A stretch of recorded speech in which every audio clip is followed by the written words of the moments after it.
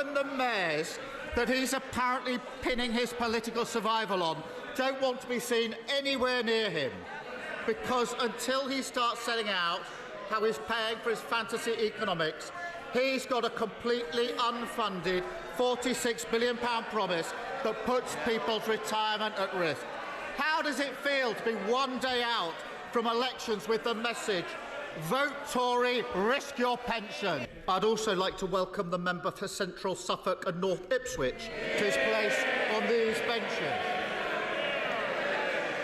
After nearly 2 decades as a Tory politician and an NHS doctor, Mr. Speaker, he's concluded that if you care about the future of our country and our NHS, then it's time for change. It's time for this changed Labour Party. And as of today, he's our newest Labour MP. But I'm sure he won't mind me saying that I hope he loses that title on Friday. Mr. Speaker, when a lifelong Tory and doctor says that the only cure for the NHS is a Labour government, isn't it the time the Prime Minister admits he has utterly failed? Prime Minister. Well, Mr. Speaker, I'm glad to actually see the honourable gentleman from Central Suffolk in the House today.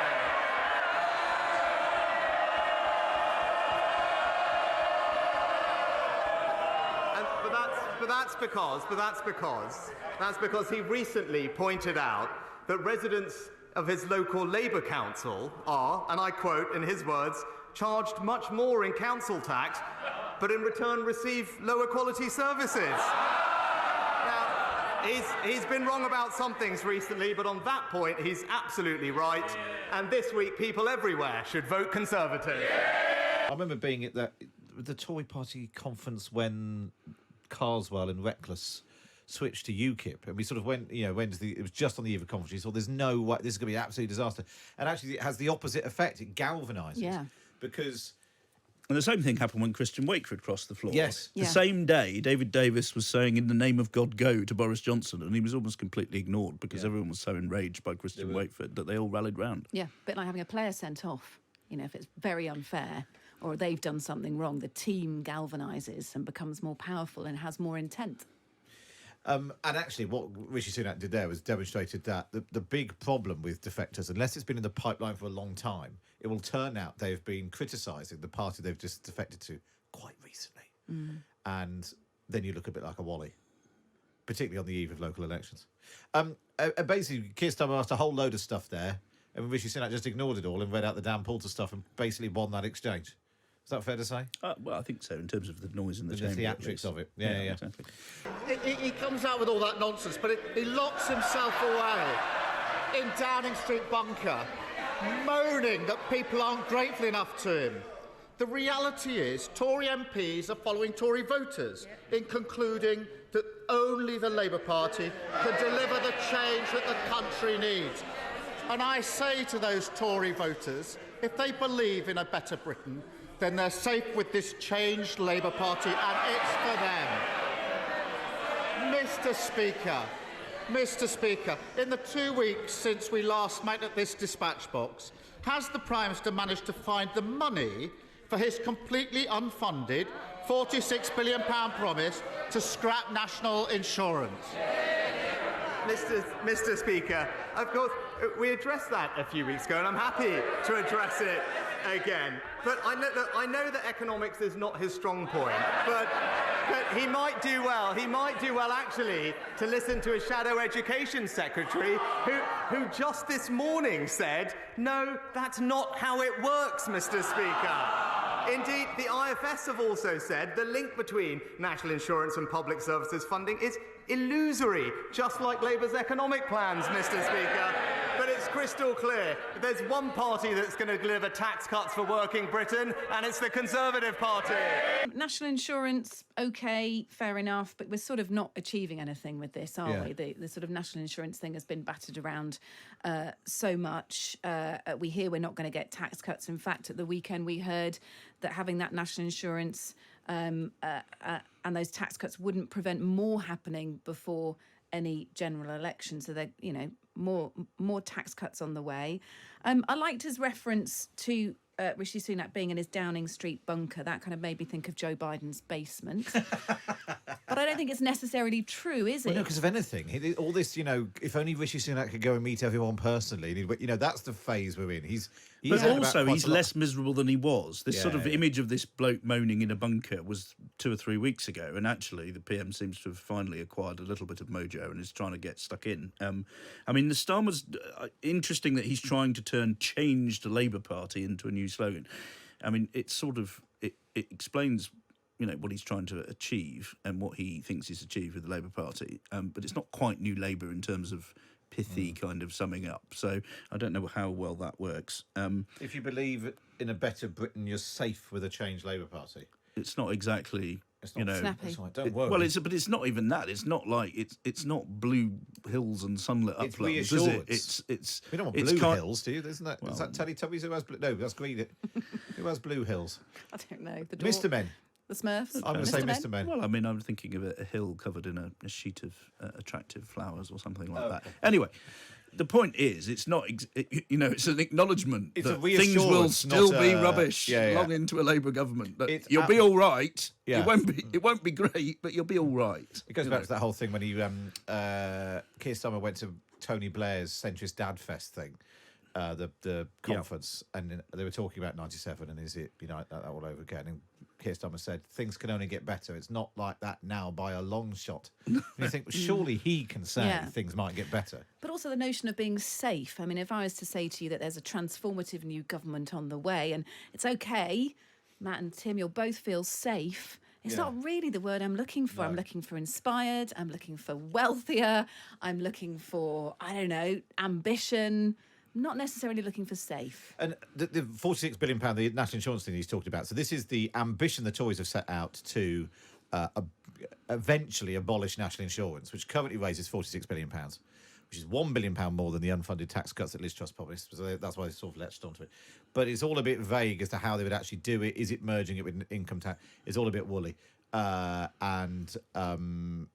Yeah. But the fact that Sunak's answer is to come back and say, well, one of your people acknowledged that it's not hypothecated to the NHS and the state pension, blah, blah, blah, blah, blah. It's illusory that there's this kind of link. If you're explaining, you're losing. If you're having to spend time explaining why you haven't got a bigger unfunded tax cut. Yeah. Anyone who knows that income tax that national insurance is just another income tax. It's just a pool of money. But lots of punters think it's linked to NHS spending and to their pension. And this is why a lot of Tory MPs, and let's venture a personal opinion here, think this is bonkers. Well, that was a long, rambling non-answer to the question, which was, has he found the money to fund his £46 billion promise to abolish national insurance? And whenever he's asked about the date of the election or people's pensions, he acts as if answering straightforward questions is somehow beneath him. But pensioners and those who are planning their retirement deserve better than his contempt for their questions. Because if £46 billion were cut from its funding, the value of the state pension would almost halve. So I don't apologise for asking him again. Order. Mr. Gullis, you've got the next question you're not going to reach. You've got a 10-minute rule, Bill. I'd be quiet for a while if I were you. Prime Minister. Sorry, Leader of the Opposition. So I don't apologise for asking on their behalf again whether he will finally rule out cutting their state pension to fulfil the enormous black hole in his spending plans. Mr. Speaker, of course we can rule that out, and the honourable gentleman should stop scaremongering, because it's thanks to the triple lock that we've increased pensions by £3,700 since 2010, and they will rise in each and every year of the next Parliament. But it's Labour that always hits pensioners hard. It's his mentors, Blair and Brown, that broke their promises, raised pension taxes by £118 billion and delivered an insulting 75p rise in the state pension. As one former Labour advisor just said, Brown destroyed our pension system. They did it before, they'll do it again. Labour always betray our pensioners. That came back with a bit of extra spin, didn't it? there have been Labour front benchers saying the Tories are going to abolish the state pension because of this black hole, and fine, they haven't explained where it's coming from, but they're committed to the triple lock. The idea that anybody is going to abolish the state pension is completely risible. And in fact, both main parties have backed the triple lock, and I think most economists would say that's daft as well, because that's chucking more than enough money at pensioners when there's a lot of hard-up working-age people as well. So, yeah, this is a sort of slightly arid attack, but the defence, turning it back to those of us that are old enough to remember the 75p pension rise, I think it was the Daily Mail that put a packet of peanuts on the front page, which was cost about 75p in those days. Struggle to get that now. Yeah, you would, yes. But he did a big splash with the Express on Sunday, didn't he, Starmer, committing to that pension triple lock. It was, quite an unusual move for the Express to get behind him like that. And he said, if Labour form a government, that is a firm commitment he wants to make. There's a man who's read the newspaper demographics. Yeah. But also, if people, particularly who've been in government, are now out of government, so this is madness, and somebody needs to break this because it's bad policy. It might be good politics, but it's bad policy. Yeah, to keep this going. You'd think, you keep it going to the point where pensioners have to be taxed on their pension, and so it does give back at some threshold. But then I suppose the problem is you say, well, he's that far in the polls, you can afford to do some bold, unpopular things, but that's what Theresa May thought when she tried to tackle social care in 2017. And look what that got her. It's clear he can't answer the question where he's going to find this £46 billion. No, he said, luckily for him, that's where he said it's not coming from. It's not said where it's coming from. Luckily for him, one of his peers, Lord Frost, yes, him again, does. He says to solve the Tory spending plans, the state pension age should be raised to 75. Now, understandably, that will cause some alarm. So will the Prime Minister rule out forcing people to delay their retirement by years and years in order to fulfil his £46 billion black hole? Mr. Speaker, I've answered this multiple times to the Honourable Gentleman. I'm happy to say again, this is the party that has delivered and protected the triple lock. But I know, Mr. Speaker, ultimately he's not worried about any of this because we all remember that he's got his very own personal pension plan. I think we all remember it, Mr. Speaker. Indeed, it comes with its very own special law. It was called the Pension Increase Scheme for Keir Starmer QC. It's literally one law for him and another one for everyone else. So this is related to his time as Director of Public Prosecutions. It is. That there was, because it's a government job, a state job, in order for his pension terms to be altered, there had to be a piece of legislation which gave him... It's just a bit orcs, isn't it? It's a bit orcs. It's quite a good joke. One law for him and one law for everyone else. Yeah, we've heard it before, but it's, We've heard all of this before. Yeah, no, well, of course. The bottom line is that the state pension age is on a pathway to keep rising. I don't think it's on a pathway to rise nearly as quickly and as far as Lord Frost has been suggesting, but... the basic practical politics of this are that it will be very, very difficult for any government to do any of this stuff. And it is more likely, looking at their historic roles and who votes for them, that the Labour Party would do it and get away with it than that the Conservative Party would. So it's intriguing that Starmer is kind of going after him on this. But so far, whisper it quietly. I think, it's like one of those sort of terribly energetic middle-ranking tennis players who throws up his hardest, and finds it coming back down his tram lines today with a little bit of extra pace on it. Loads and loads of you getting in touch on the text and the WhatsApps. Starmer's losing this badly, says Hal. Time to wheel out. We shouldn't call him pint-sized, but he is a loser.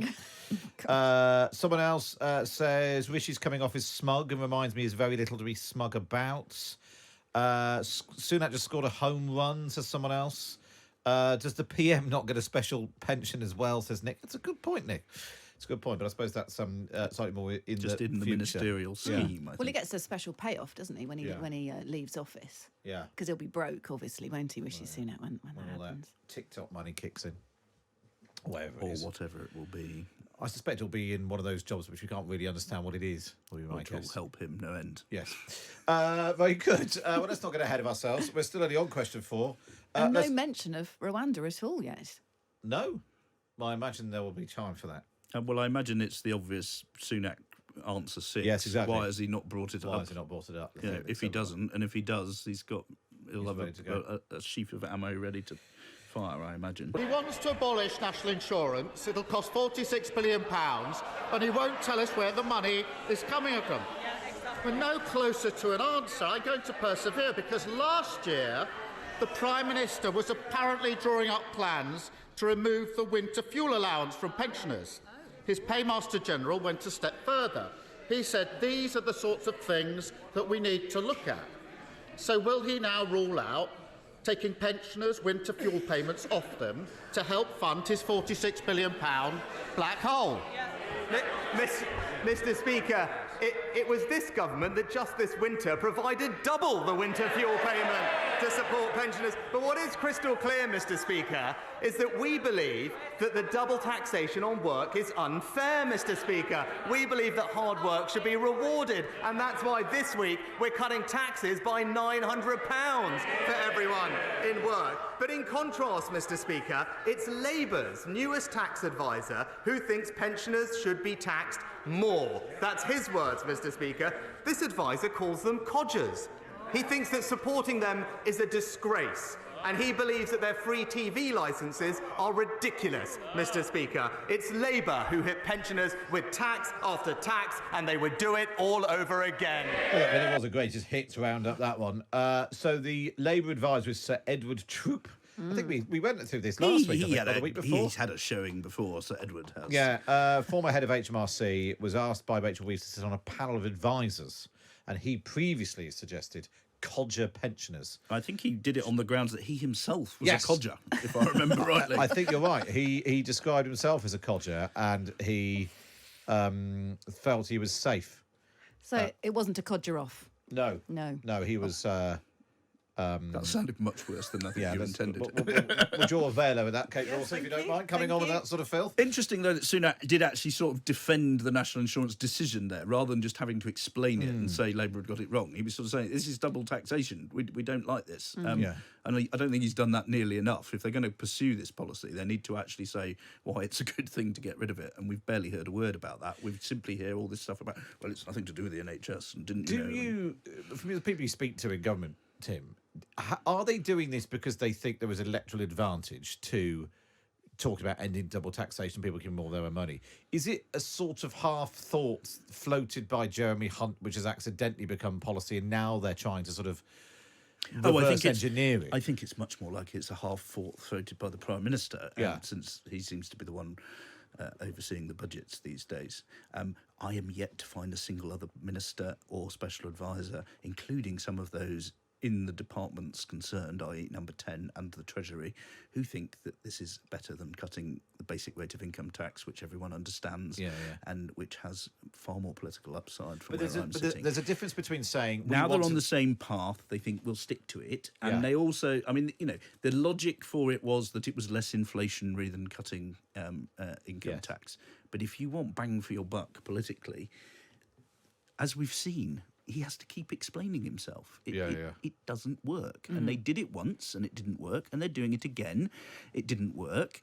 And now they're saying, well, we're going to do it again forever. Until it's all gone. Why is that going to work? Yeah. And so it's just a slow trickle that doesn't really mean anything. But if you change the income tax threshold, you're digging into something much, well, not much even more meaty. threshold. If you just cut the basic rate, people if you grasp cut income tax, people get, penny off income tax. People understand. Penny off national insurance sounds a bit complicated. Yes. It's just as a message. Sounds a bit woody. Yeah. Is it any wonder that his MPs are following Tory voters in queuing up to dump his party? And even the mayors that he's apparently pinning his political survival on don't want to be seen anywhere near him. Because until he starts setting out how he's paying for his fantasy economics, he's got a completely unfunded £46 billion promise that puts people's retirement at risk. How does it feel to be one day out from elections with the message, vote Tory, risk your pension? Well, Mr. Speaker, tomorrow voters will have a choice, and it will be a choice between mayors like Andy Street and Ben Houchen who are delivering, or mayors like Sadiq Khan who just simply virtue signal, Mr. Speaker. It's higher taxes, more crime and ULEZ with Labour, or it's lower taxes and better services with the Conservatives. That's the choice. From West Midlands to Teesside to London, there is only one choice. Vote Conservative. I should have taken the bet. You'd have been £1 better off. Yeah. I mean, I'm quite surprised at that, to be honest. Yeah. I mean, it was a perfectly good sort of, bish-bosh roundup, but I would have thought he would have begun his answer with it's staggering, isn't it, that we've got through this without... Or maybe he's still just embarrassed by it and secretly thinks it's all a bad idea that he's had to go ahead with. The Rwanda thing. Yeah. No. There is no way that we would have the raft of whether it's legal migration figures coming down today, one person's gone to Rwanda, the others are all being scooped up. There's no way that, He's so that far wouldn't into wanna this now. He capitalise. should really, he should really have shoehorned it in there somewhere. I think he should. You'll be surprised to know that Times Radio listeners are very hot on the ins and outs of pensions and pensioners and their This finances. is sounding like your stand-up act again. Now, Charlie's been in touch saying, although there is no hypothecation of national insurance and pensions, there is a direct correlation between contributing years and entitlement. Yes. That is true. This would be an interesting angle to pursue with Rishi. However, even without hypothecation, there will be £46 billion that will need to be found, and some honesty about which government pocket is coming from would be nice. Which is why it's completely legitimate for Starmer to go after this. But I think Sunak's fairly clear that he wouldn't be prioritising tackling the pensions as the way to find the money. But also, the winter fuel allowance. Oh, we didn't just keep it. We doubled the bribe to elderly voters that were introduced by Gordon Brown. They're both. Gordon Brown did he? I mean, I might have got my sort of chronology wrong here, but didn't he get pretty hot on winter fuel as a way of placating them for the 75p? Exactly, that was the idea. Yeah, exactly. Do you think Starmer's landed his point on this unfunded £46 billion? Yeah, I tax think cut promise? I think the pension aspect of it is slightly disingenuous, but I think the overall point stands. And at the moment, Starmer is making more hay with the Tory 46 billion black hole than the Tories are now able to make with the 28 billion hole in his. Which actually last week, green Oliver Dowden funding. last week or the week before, previously that has been the response, and maybe they've just discovered it's not landing. But you can totally see a general election advert, which is Rishi Sunak repeatedly talking about abolishing national insurance, and it's just a graph that shows how much it raises. Yeah. So where's the money coming from? And if you're right, Tim, he's sort of just walked into this by accident, this £46 billion. It's not... Another it's reason been why properly it's sort of tested. ill thought out, and it's just a sort of bit of nonsense, really. And actually, there was successive chancellors have looked at merging the idea. George Osborne looked at doing it. There's a story in the papers today that Nigel Lawson looked at doing it. Well, they never do it because, bluntly, you'd have to put income tax up considerably. Yeah. If you include national insurance, honest income tax is going to look eye-watering. Yeah. And because some people pay one and not the other. Yeah. So if you're currently not paying because you don't pay national insurance and suddenly it is going on your income tax, then you'll end up with more losers on your hands than people, and there'll be noise than anyone who gains. Right, that brings us to the end of PMQs Unpacked.